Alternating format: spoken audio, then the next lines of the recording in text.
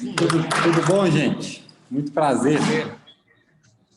Então, Daniel, eu falei combinei com o pessoal o seguinte, que eu ia interromper a aula aqui a qualquer minuto que fosse, então logo você entrasse, porque você está de plantão, né, está falando aí pelo celular, então eu pedi para o Daniel para falar um pouco sobre tratamento e algumas coisas, pedi para ele falar também, né, sobre capsulite adesiva, diagnóstico diferencial lá, com as questões do manguito rotator, as indicações cirúrgicas, né? O que está se fazendo hoje. Também fisioterapia, Daniel, o pós-operatório é fundamental, aquelas coisas que você até postou outro dia lá na sua página, entendeu?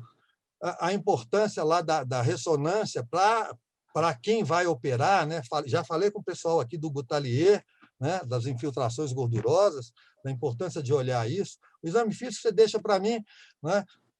Passa para a gente as informações que você achar aí que são importantes, né? Então, é a visão, gente, essa é a visão do especialista do ombro, que não é médico do trabalho, né? Daniel conhece um pouco de medicina do trabalho, porque a gente está sempre, eu, ele e Rafael, discutindo esses assuntos, né? Ele sabe muito bem como encaminha, viu, Luiz Puca, como encaminha um paciente para o INSS, usa o modelo do relatório, que eu vou pôr aqui para vocês, ele usa lá na clínica dele, conhece muito bem disso, né? Sabe essas limitações todas que o perito tem às vezes.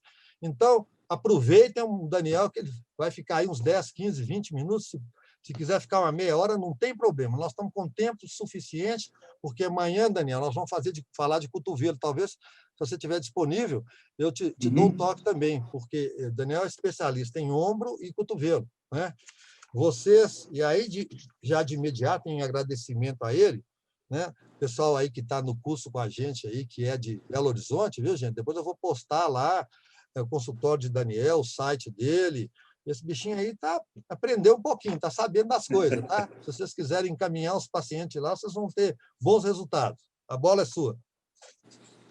Então, boa noite a todos, né? Meu pai já me apresentou aí, mas eu sou o Daniel, sou médico ortopedista, especialista em ombro e cotovelo. O que ele me pediu para falar hoje mais cedo foi sobre o tratamento, a princípio, né, o tratamento das lesões do manguito rotador. Eu entendo que, quando a gente vai ver na parte de estatística, realmente um ambulatório de ortopedia, ou um pronto atendimento de ortopedia, as queixas do ombro, elas são muito comuns, talvez só percam para os problemas da coluna lombar. Então, seria a segunda queixa mais comum que a gente vê. Principalmente com as queixas relacionadas às lesões, né, e os problemas de inflamação do manguito rotador. O problema que eu vejo é que, hoje, o diagnóstico feito por meio de exames de imagem acabam deixando o médico um pouco mal acostumado. Então, às vezes, ele vê alguma coisa ali naquele exame de imagem, acaba não examinando o paciente e come mosca, né, como a gente fala no que é o problema correto que o paciente está tendo ali. Então, primeiramente, para poder ajudar vocês, eu acho que é um erro muito comum de diagnóstico. Eu vou começar aqui falando sobre diagnóstico diferencial rapidinho, viu, pai? Eu acho que vale a pena. Então, o erro mais comum que eu vejo é que muitas vezes o paciente chega e ele tem um problema que vocês já devem estar cansados de ouvir falar aí no INSS, ou os médicos que for médico trabalham no dia a dia. É um problema que a gente chama de capsulite adesiva, que é o ombro congelado. Por que esse diagnóstico ele é problemático? Basicamente, esse diagnóstico ele é feito pelo exame físico. Então, vocês estão no curso de ortopedia, meu pai deve falar sobre o exame físico, mas uma dica que eu posso dar para vocês para poder fazer esse diagnóstico diferencial é que a capsulite adesiva, ou ombro congelado, o paciente ele tem perda de movimento passivo. Então, você vai chegar lá, eu vou falar para vocês como que é o meu exame físico. Então, a primeira coisa que eu faço no exame físico é olhar o movimento do paciente. Muitas vezes, a pessoa que não é especialista, ela pula essa fase, já quer saber de fazer testes, aprender um teste lá, sei lá, teste de job. Aí o cara quer fazer o teste de job, mas pula a etapa inicial, que seria olhar o movimento do paciente. Então, geralmente eu chego lá, peço para o paciente para levantar o braço ativamente. Se ele não conseguir, eu vou apoiar, né? Vou fazer um movimento passivo. Por que isso é importante? Porque se o paciente ele não tem movimento passivo, você tentou levantar, tentou rodar, ele não tem movimento passivo, você vai pensar em duas coisas. Ou ele tem uma capsulite adesiva, ou ele tem uma artrose do ombro. Então, não adianta, mas às vezes mas na ressonância está com uma lesão do manguito. Não é esse o problema dele. A lesão do manguito, por si só, ela não gera perda de amplitude de movimento passivo. Então, o paciente chegou lá, você examinou, ele não tem movimento passivo, ou ele está com uma capsulite adesiva, ou ele está com uma artrose do ombro. É claro, se o paciente está, às vezes, ele pode estar com dor, mas para quem já viu uma capsulite, eu imagino que vocês todos já devem ter visto, ele trava o ombro. É diferente do paciente que sente dor, que você for devagarzinho, você consegue ver que o ombro dele movimenta. Mandaram uma pergunta aqui, mas eu não consigo ler aqui pelo celular. Se você quiser ler para mim, pai. Nara vai me passar aqui, Daniel, eu te passo. Tá. Então, primeira coisa que eu acho que vocês devem fazer é, paciente com queixa de ombro, o primeiro passo, eu acho assim que o exame físico, cada um faz a sua ordem, mas uma dica que eu dou para vocês, para não comer mosca e não errar, é iniciar pelos movimentos do ombro. Então, movimento ativo e passivo. Você vai gastar 10 segundos para fazer isso. Pegar e levantar o braço do paciente, elevação, rotação e rotação interna. Não tem nenhum problema. Daniel, só te interromper um pouquinho aqui. Ó. É o Marcelo que perguntou. Neste caso de capsulite, teremos obrigatoriamente hipotrofia? Não. Aliás, é muito incomum o paciente ter hipotrofia.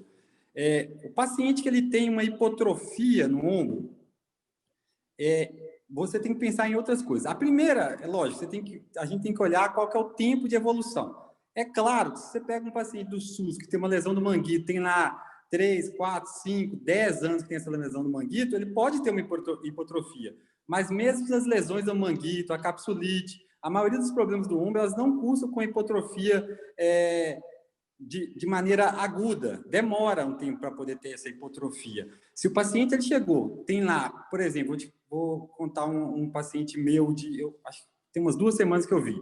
É um paciente que há 3 meses começou a ter dor, hipotrofia na musculatura e tinha uma ressonância mostrando uma lesão parcial do manguito rotador. Ele estava com uma indicação de cirurgia para essa lesão do manguito. Só que não é comum ter essa hipotrofia tão rápido, ainda mais uma lesão parcial. O diagnóstico que eu fiz dele, ele tinha uma síndrome que a gente chama de compressivo do nervo, que chama supraescapular. Então, ele estava com um outro problema. Se a hipotrofia é rápida, você tem que pensar em alguma alteração neurológica. Então, não é problema muscular, de lesão de músculo, geralmente alguma coisa neurológica. Então, continuando aqui, eu não sei se eu consegui responder o colega. É o Marcelo. Foi isso que ele perguntou, né? É o Marcelo. Ah, tá, o Marcelo. Tá bom. As ordens, Marcelo. Estou te agradecendo aqui, viu? Eu vi aqui. Então, tá. Com relação ao exame físico, que eu acho que é uma dica, né, um macete que eu faço é você começar pela amplitude de movimento para poder descartar já a possibilidade de capsulite ou artrose do ombro. Depois, então, quando a gente passar para fazer o exame, para poder fazer o diagnóstico das lesões do manguito rotador, que é o problema mais comum do ombro, meu pai, eu acho que você vai falar com eles, para eles, né, pai? Você eu já falei daquele pacote. Dos testes. Você já falou dos testes do ombro, enfim. Vou entrar daqui a pouco nos testes e amanhã eu vou fazer a aula prática para mostrar para eles. Isso é isso. Tá. Então, ótimo. Ele vai falar dos testes, então eu vou passar para o tratamento, que eu vejo também que esse é um problema que a gente tem na cirurgia do ombro. Então, o tratamento do manguito rotador, eu vou deixar de um jeito bem claro, bem fácil para vocês. É lógico que a gente sabe, todo mundo aqui é médico, que os pacientes eles têm suas peculiaridades, a gente tem que olhar individualmente cada um. Mas, para ficar mais fácil o entendimento, eu vou fazer um esquema aqui com relação ao tratamento do manguito rotador. Então, basicamente é o seguinte, se você tem um paciente, primeira coisa, você vai olhar a idade. Se você tem um paciente com menos de 65 anos, com a lesão completa do manguito rotador, não importa se é do supra, se é do subescapular, do infra, a imensa maioria é do supraespinhal. Se o paciente tem menos de 65 anos, lesão completa, esse tratamento vai ser cirúrgico. Por quê? No longo prazo, se ele não operar, a tendência é que ele piore. Então, para ficar fácil, lesão completa, paciente menor que 65 anos, cirúrgico. Tá? É lógico, paciente é obeso, paciente tem outros problemas associados, não quer operar, tem outras coisas que a gente olha. Mas do ponto de vista geral, menos de 65 anos, lesão completa, tratamento cirúrgico. Se o paciente tem mais de 65 anos, aí a gente precisa avaliar outras coisas. Qual que é a idade, o que a gente olha muito é a idade fisiológica, que é diferente da idade cronológica do paciente. Tem paciente de 70 anos que pratica esporte, faz as coisas, e a gente vai acabar operando. Outros que nem tanto. Alguns não querem operar. Enfim, você pode fazer uma tentativa de tratamento conservador, acima de 65 anos, lesão completa que eu estou falando. A gente... Me fizeram uma pergunta aqui, eu não consigo ler. Você lê para mim, pai? Eu vou lendo. Vai falando, daqui a pouco eu te falo. Então, lesão completa, menos de 65 anos, cirurgia. Mais de 65 anos, geralmente eu trato conservadoramente e caso não tenha um resultado esperado, a gente acaba operando. Quanto tempo que eu espero para operar? Em torno de 6 meses. Se o paciente está um paciente que não melhora com 6 meses, fisioterapia, às vezes a gente faz alguma infiltração e ele não está melhorando, o paciente está com uma clínica muito ruim, atrapalhando o dia a dia dele, a gente acaba fazendo o tratamento cirúrgico. Beleza. Com relação às lesões incompletas, que a gente chama de lesão parcial. O que é isso? O manguito rotador, ele, às vezes, vocês vão ver... Deixa eu te interromper um minuto aqui, porque o Luiz Augusto fez a seguinte pergunta, porque eu estava começando a falar da anatomia, das articulações, aquela complicação que a gente discutiu hoje, né, sobre elevação, né, a gente vai entrar num consenso com relação a isso aqui, para ficar mais fácil para eles todos, e eu não tinha falado ainda dos músculos do manguito, do supra, do infra, do redondo. Fala isso aí rapidinho, porque tem uma pergunta aqui do Luiz Augusto, que ele pergunta o seguinte, lesão completa seria uma ruptura completa do supra? Né? Porque é o seguinte, o manguito rotador, ele é composto de 4 músculos, né, que é o supraespinhal, o infraespinhal, o redondo menor e o subescapular. São os 4 músculos do manguito. Desses 4, o redondo menor, que é o músculo mais posterior e inferior que tem, ele fica lá atrás. Esse quase nunca rompe, é raríssimo de romper. Sobre, então, o subescapular, o supraespinhal e o infraespinhal. Desses 3, o que é mais comum, mais de 80% das vezes de ruptura, é o supraespinhal. Por quê? Tem algumas teorias por que acontece, mas acho que não vem ao caso aqui. Mas o fato é que, mais de 80% das vezes, quem está rompido é o supraespinhal. Às vezes, ele pega uma borda, um pedaço do infraespinhal também, que gera uma clínica, às vezes, um pouco maior, o paciente perde força de rotação externa. Mas são esses 4 músculos. A lesão completa, Luiz, é justamente isso. É uma ruptura completa. Quer dizer que essa ruptura, a espessura completa do tendão, certo? Ela foi rompida. Se essa ruptura ela é na parte de cima, mas ela está íntegra embaixo, a gente chama de ruptura parcial. Aí, nesse caso, é uma ruptura parcial em cima, que a gente chama de bursal. Acho que é uma questão mais técnica, mas ela pode estar rompida embaixo também. Daniel, eu vou mostrar uma fotografia disso aqui bacana para eles. Então legal. Então, a ruptura ela pode ser, para ficar mais fácil, a ruptura ela pode ser completa, romper tudo de cima para baixo, ou pode ser uma parte, tá? O que eu falei antes é para ruptura completa, quando rompe tudo, tá? Isso é uma coisa. Outra coisa é, nessa parcial, a história muda completamente. Por quê? Para ficar mais fácil, para todo mundo entender, volto a dizer, existe, claro, peculiaridades de cada paciente, mas para ficar mais fácil, toda ruptura parcial não é cirúrgica. Elas são de tratamentos conservador, até prova o contrário. até prova contrária, seria o quê? Seria aquilo que eu falei antes. A gente trata conservador por em torno de 6 meses para ver se o paciente melhora sem cirurgia, tá? A maioria deles acaba melhorando. As rupturas parciais, então, não operam. Você vai ver, quando pedir uma ressonância, vocês já devem ter visto aí, que às vezes o colega da ressonância magnética, ele escreve assim, ruptura parcial de baixo grau. Então, assim, ruptura parcial de alto grau. Isso aí é só para falar o tanto que está rompido. Então, se tiver menos de metade, ou seja, menos de 50%, eles chamam de ruptura parcial de baixo grau. Se tiver mais de 50% rompido, é a ruptura parcial de alto grau. Pô, Daniel, mas eu vi, então, um cara lá com uma ruptura de 90%. Então, esse aí é cirúrgico? Não. Continua igual. Pode estar rompido 95%, e então o restinho lá sobrando, o tratamento continua conservador. Você não vai operar esse paciente no primeiro momento, só se tiver falha do tratamento conservador, certo? Então, esse é um conceito importante, porque muitas vezes acabam tratando a ressonância ao invés de tratar o paciente. O paciente é aquela ruptura parcial, aí às vezes quer operar, e não, o resultado para esse tipo de lesão não é dos melhores também não, tá? É muito comum cursar com capsulite adesiva, paciente um pouco mais arrastado, geralmente é uma mulher de 40, 50 anos, enfim, é um pouco mais arrastado. Então, eu falei das lesões. Então, lesão completa, lesão parcial. Um outro problema que aparece muito, porque é um outro detalhe que é a tendinopatia. O que é isso? Então, o paciente, ao invés de ele estar com a ruptura, o tendão ele só está inflamado. Na ressonância, você consegue ver, ele fica com uma alteração de sinal, ela fica mais, se você olhar em T2, ele fica branco, ele fica com hipersinal, que a gente chama. Então, ele muda a espessura desse tendão. E essa tendinopatia, ela pode ser muito dolorosa. Mas o detalhe, principalmente para vocês que são médicos do trabalho ou peritos, é que essa alteração, essa tendinopatia, qualquer paciente que tem uma dor no ombro, às vezes ele fez algum movimento, alguma coisa, ele pode ter uma alteração na ressonância. Isso aí, no meu ponto de vista, não é impedimento para o paciente, eu preciso... Chega muito aqui para mim, doutor, eu preciso ter afastamento de 2 meses, 3 meses.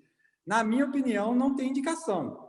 Por quê? Eu gosto de fazer um relatório, falando assim, olha, esse paciente aqui, ele está com o ombro inflamado, a gente vai tratar sem cirurgia, pode ser fisioterapia, infiltração, remédio para dor, porém, eu peço para o colega para evitar que o paciente faça exercícios que elevem o braço, carregue muito peso acima da cabeça, para diminuir um pouco o processo inflamatório. Mas não quer dizer que esse paciente ele tem que ficar afastado 3 meses, 2 meses, o tempo que for. Certo? Ô, Daniel, outra coisa que eu estou lembrando aqui, né, porque precisa que eles saibam também, porque se associa essas coisas muitas vezes só na hora de fazer abdução ou elevação do ombro. Quanto isso dói também e por que quando o paciente está carregando uma coisa pesada, né, e o tendão está inflamado e o braço está para baixo. Eu vou falar isso mais à frente, mas fala a sua visão aí também. Por que dói? Tá, então assim, vou falar rapidinho aqui então sobre a biomecânica, só para esclarecer um pouco essa questão.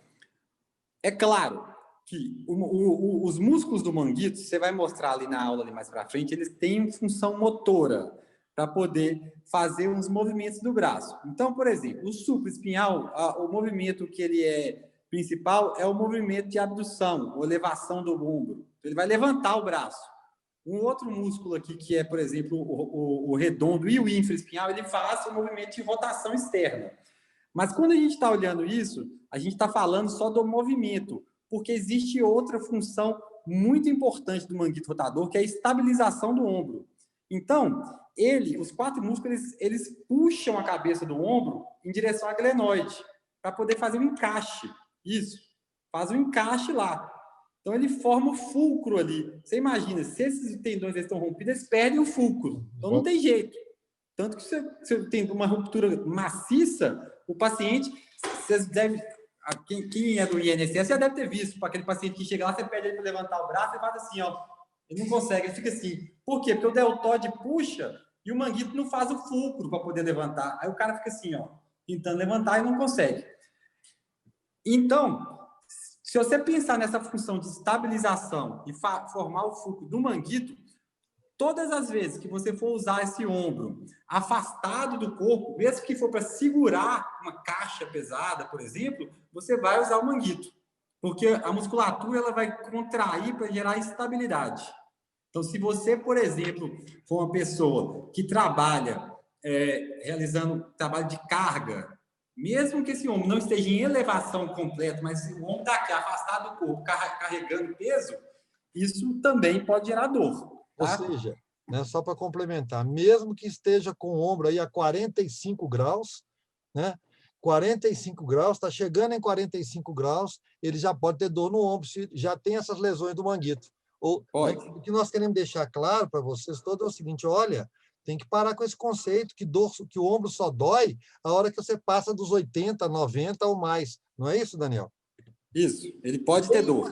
Ainda mais se ele tiver algum processo inflamatório ou algum tipo de lesão. Porque forma um processo inflamatório e qualquer movimento que você tiver ali na articulação, ela vai doer.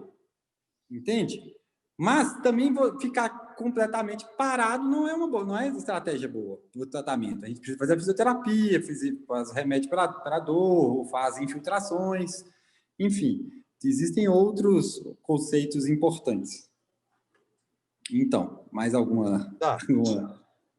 Só eu vou fazer a pergunta. A gente vê muito, né, nós como peritos do INSS, os colegas como médico do trabalho, alguns outros diagnósticos, e eu já até falei isso ontem aqui, que eu já perguntei isso para você. Quero que você responda para eles a seguinte pergunta, curto e grosso. Em um ano de residência de ombro, quantas lesões de SLEP você operou? No meu R4, a gente operou acho que um caso, um ou dois. Aí tem 3 anos que eu formei. Exatamente o que eu falei com vocês. Em 3 anos eu operei um. O SLEP, existe a literatura, ela não é certeza, ela não tem 100% de certeza no que é melhor fazer para SLEP, não. Mas eu falo para vocês uma coisa. O SLEP, ele não é uma lesão do brasileiro, ele é uma lesão que ele é causada principalmente no jogador de beisebol, porque o paciente tem que fazer esse movimento para poder, a gente chama de peelback.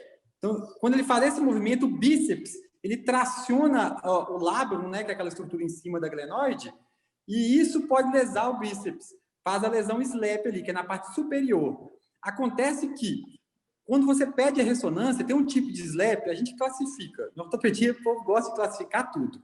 Mas tem um tipo de SLEP que ele é um frangeamento, é o SLEP 1. Ele fica frangeado ali na parte de cima ali entre o bíceps e o labrum.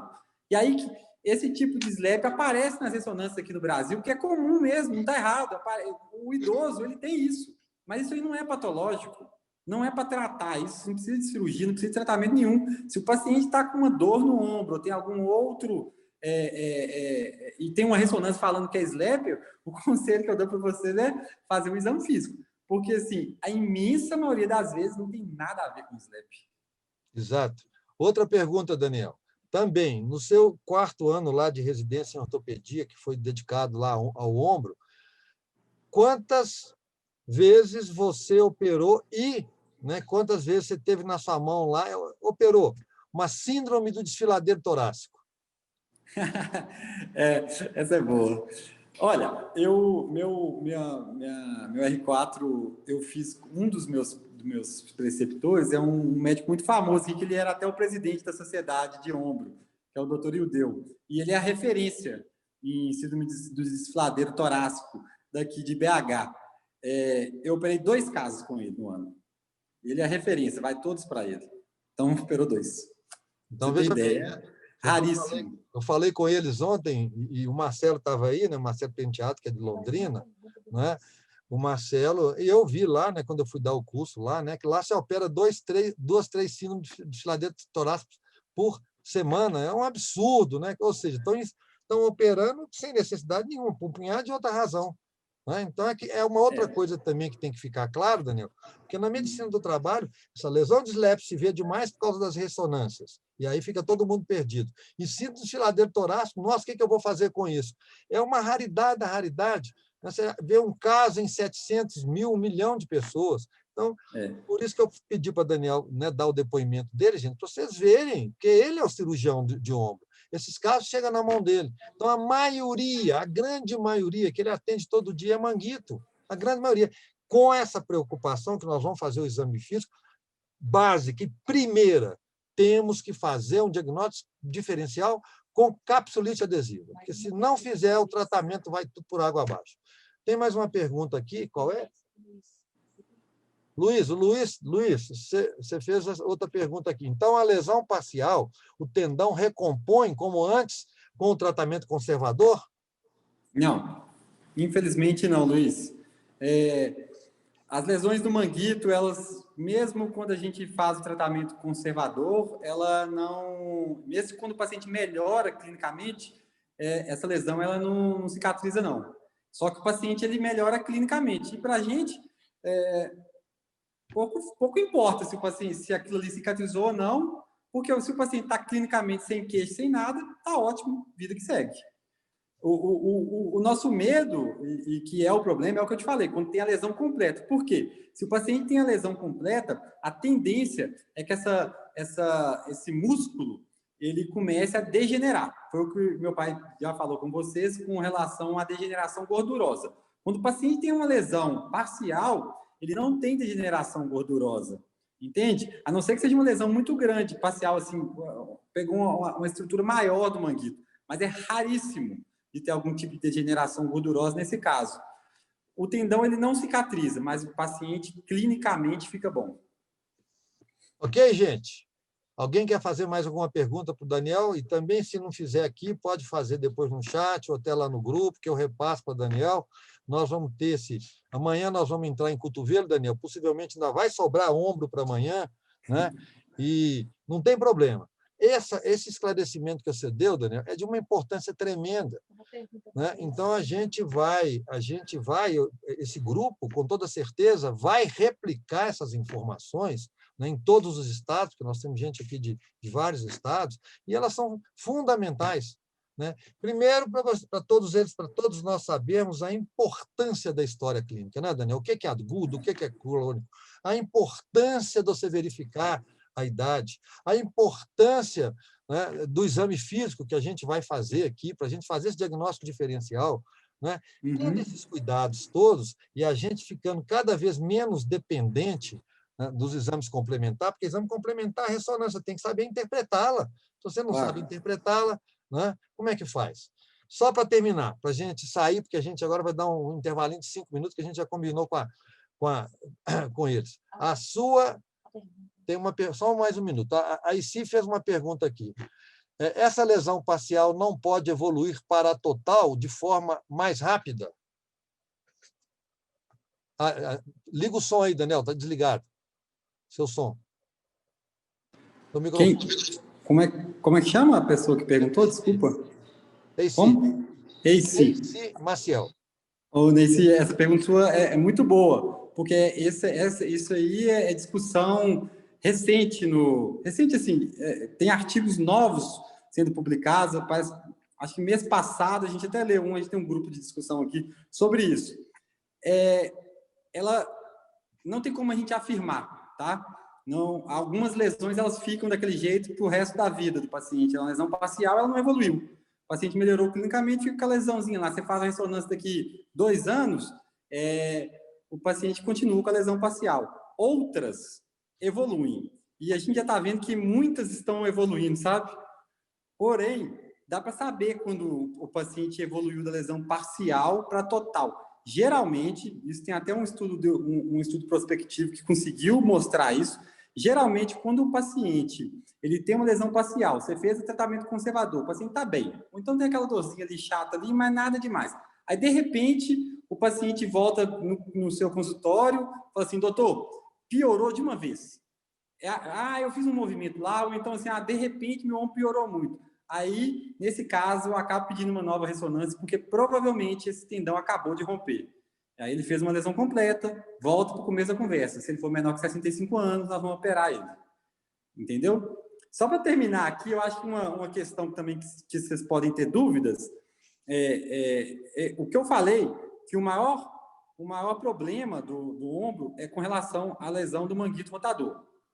Porém, vocês vão ver muitos laudos, muitos encaminhamentos, às vezes os colegas escrevem assim, paciente com síndrome de impacto do manguito rotador tem que ficar afastado, sei lá quanto tempo. Esse termo, síndrome de impacto, acho que todo mundo aqui já deve ter ouvido falar, ele é um termo porque antigamente o Nier, que é o pai da cirurgia do ombro, ele descreveu um impacto do ombro quando você levantava o braço. Então, para ele, tudo que estava dando dor ali era isso, era um impacto. Só que a síndrome do impacto, ela é como se fosse, mudando aqui o termo, uma bursite. Ele é um termo genérico. Ele não quer dizer muito para a gente. Porque a gente descobriu, depois com a invenção da ressonância magnética, o ultrassom, o exame físico mais apurado, que o problema não era o impacto, eram outras coisas, principalmente a lesão do manguito rotador. Então, a síndrome do impacto é um diagnóstico muito vago, não especifica muita coisa, não. A síndrome do impacto, a clássica, que você tem impacto com dor, ela é outra doença muito rara, que a gente opera aí 1 caso, 2 casos no ano, no máximo, mas é muito raro. O problema maior, dor do ombro, é pensar no manguito rotador, principalmente o supraespinhal. Daniel, a última pergunta para você, minha aqui. 2 minutos, né, 1 minuto, ou 3 minutos, a sua visão hoje, né, da ultrassonografia musculoesquelética. Eu vou falar isso na outra semana, é um assunto que a gente vai discutir muito, mas eu quero ver a visão hoje sua, que é o especialista em ombro, e em que situação você deixa de utilizar uma ressonância quando é necessária e quando que você utiliza a ultrassonografia, né, você e o serviço no qual você trabalha nele. Tá. Então tá, eu vou começar falando o seguinte, eu até fiz um curso de ultrassom do ombro, e isso mudou alguns conceitos meus, mas basicamente é o seguinte, o ultrassom do ombro, para mim, ele seria útil na mão de um ortopedista em consultório. Aí eu falo assim, isso é bom, porque isso pode auxiliar você, o ortopedista, no diagnóstico. Às vezes tem uma dúvida, fazer um exame ali, uma lesão, o cara pode ver ali. E a segunda utilização, para mim, do ultrassom, seria para ver as rerupturas. Por quê? Às vezes a gente coloca muitas âncoras no ombro, as âncoras são aqueles parafusos com os fios, para a gente fazer o reparo do manguito rotador. E essas âncoras, elas são metálicas. Isso aí atrapalha a visão na ressonância. Não que seja impossível de ver, dá para ver, mas atrapalha um pouco, tá? Por causa que a ressonância ela é magnética, né? Enfim, nesses 2 casos, né, talvez num consultório e nas rerupturas, eu usaria o ultrassom. Agora, falando aqui entre nós aqui, eu peço ultrassom no consultório para o paciente que... Aqui, por exemplo, no meu consultório ou mesmo nos hospitais, eu só peço ultrassom para aquele paciente que eu não vou operar. Então, tem paciente que quer fazer, chega uma doninha lá de 80 anos, doutor, mas eu quero fazer. Eu acabo peço um ultrassom para ela ver ali, porque vai vir lesão. Mais de 80% dos pacientes acima de 65 anos têm lesão do manguito rotador. Isso não quer dizer nada. Então, assim, paciente que tem chance de ter uma reruptura, você pode até pedir. Um paciente idoso, que às vezes o paciente está ali só insistindo para pedir um exame, pode pedir, não vai mudar muita coisa. O resto, ressonância magnética. Tem um outro detalhe também. Às vezes o paciente ele não tem condição financeira, porque a ressonância ela custa em torno de R$800 e o ultrassom é muito mais barato. Aí você pode pedir. Muitas vezes no SUS a gente acaba tendo que fazer uso do ultrassom. Mas mesmo assim, se eu vou fazer um reparo do manguito artroscópico, né, que é a cirurgia padrão ouro hoje, é muito raro eu fazer essa cirurgia sem ter feito a ressonância. Eu não consigo avaliar tudo que eu preciso pelo ultrassom. O ultrassom é um exame que depende muito do avaliador. Então, eu fiz um curso com um cara que ele era excelente, ele conseguia ver quase tudo que eu precisava. Mas esse é um, porque a imensa maioria dos casos que eu vejo aqui, o ultrassom, vai me desculpar os colegas, assim, não sei se tem algum colega aí que é radiologista, que é especialista na área, geralmente tem fazem ultrassons bem feitos, mas tem muitos colegas que fazem ultrassom, que, por exemplo, vou te dar um exemplo, teve um paciente meu, que estava isso foi ano passado, que eu fiz um reparo nele do manguito e eu estava com uma suspeita de re-ruptura. Eu pedi um ultrassom na época. O paciente não tinha condição, faz esse ultrassom aqui para eu ver. Eu recebi um laudo, tirei uma foto, mandei para meu pai na época. O cara falando que o manguito estava beleza, que não tinha rompido, mas que estava tudo certo, que ele tinha um manguito ótimo, o bíceps na posição anatômica, sem nenhum problema. Detalhe, eu tinha operado o paciente, eu tinha tirado o bíceps do paciente, o paciente não tinha bíceps, eu cortei. E o ultrassonografista falou que estava tudo beleza. É brincadeira um negócio desse? Lógico, não estou querendo aqui generalizar, mas a ressonância eu vejo, então assim, eu pego as imagens e eu olho, eu nem olho o laudo, eu olho as imagens. O ultrassom não tem jeito de fazer isso. As imagens do ultrassom não te ajudam muito, é um exame dinâmico, né? Eu vou falar isso na aula, Daniel, mas só para encerrar aqui, uma última pergunta, que é da Cláudia Narras, né? Que a Cláudia é mineira, mas está morando, trabalhando em São Paulo, muito amiga minha.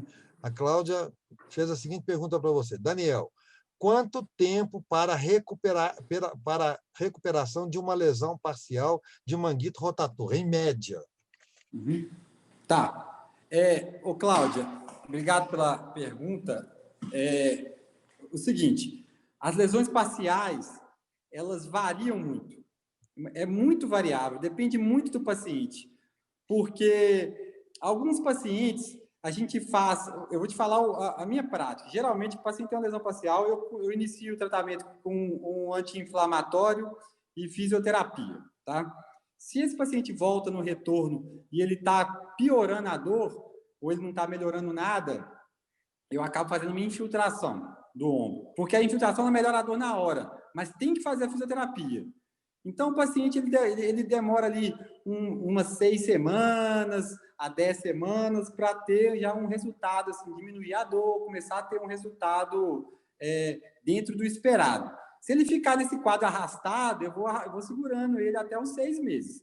Porém, se o paciente começa a dar 2 meses, 3 meses, não está melhorando nada ou está piorando, aí talvez esse paciente seria o paciente ideal para a gente antecipar o tratamento cirúrgico dele. Depende muito do paciente.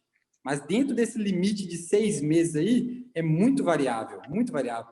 Paciente que você faz uma infiltração, o paciente fica beleza com a fisioterapia, 10 sessões de fisioterapia. Outros demoram 30, 40, 50 sessões. Bom, para terminar, Daniel, que é uma curiosidade também. Quando você chega nesse ponto e que tem que fazer um tratamento cirúrgico, né, uma artroscopia de uma lesão parcial, você faz essa artroscopia, o que você faz dentro desse ombro?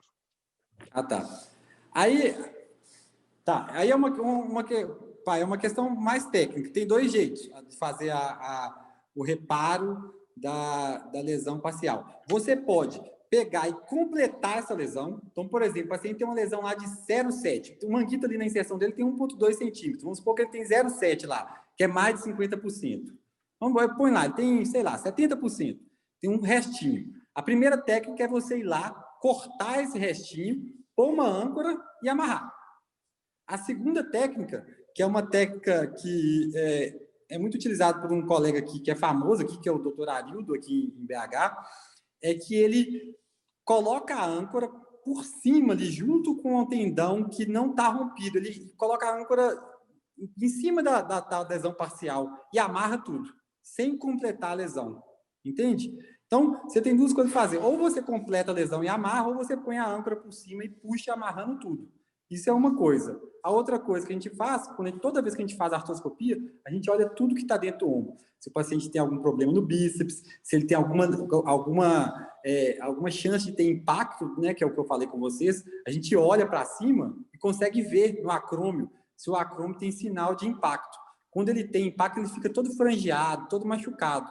Aí a gente faz uma técnica que chama acromioplastia. A gente corta um pedacinho do acrômio para diminuir o impacto.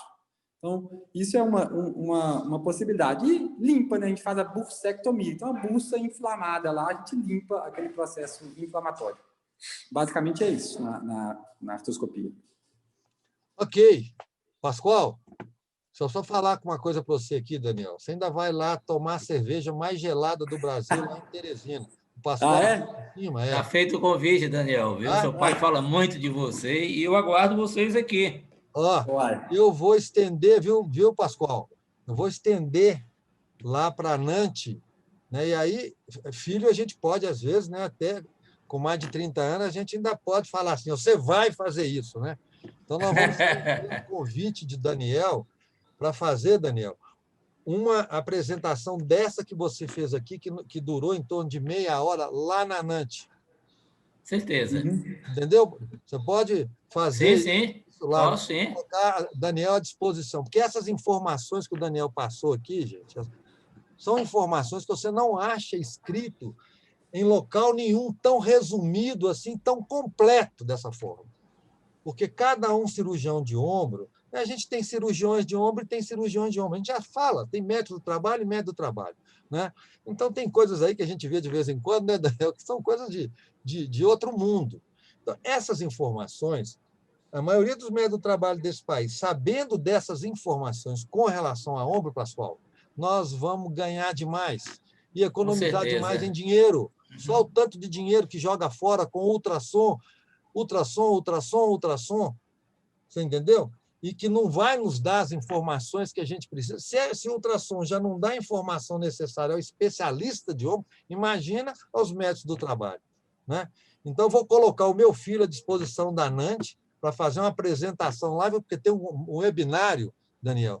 Pascoal, depois eu vou te colocar em contato com o Pascoal. A gente faz. Nós vamos ajudar demais, viu, Pascoal? Faz uma sugestão de um tema e a gente tenta fazer essa programação em cima de um tema. Tá? Então, com a meia hora lá, Daniel fala isso tudo aqui dessa forma para o pessoal lá. Certeza. Okay? Beleza. Beleza. Foi um prazer, viu? Um abraço para todos aí. Precisando, eu estou à disposição. Okay? Parabéns aí pela apresentação, pela exposição.